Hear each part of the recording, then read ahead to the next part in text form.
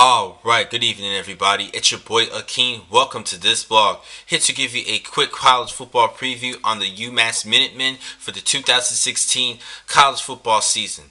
Last season this team went 3-9 overall and decided to leave the MAC conference to become an independent school. Don't really think it's a good idea, but I also am not in agreement with their schedule for this season, but I'll talk about later that going towards the end of this vlog.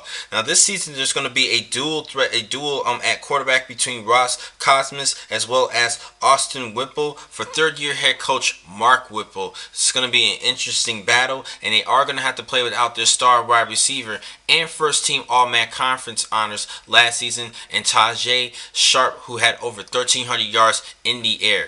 But last year they have a great freshman showcase of their freshman running back and Marquise Young, who had just under 1,000 yards on the ground last season with 960 yards, and he averaged over 6 yards per carry, which is a pretty good number for a freshman. So head coach Whipple has a lot going for this kid and try to use him as the vocal point for the Minutemen's offense. Now defensively, there were some games last season in which they did keep it close, and they did show some great play from Jabin Santos Knox last season. He was in all conference honors last year as well, along with Sharp. So this is going to be an interesting year how they're going to have to play without him, and I think they're going to struggle this season defensively. And I actually have this team once again going 3-9 overall record. This season their first game is going to be against Florida to start off their independency. I don't think this was a great start. I think they should have went with an FCS opponent to try to build some confidence for UMass and work their way up.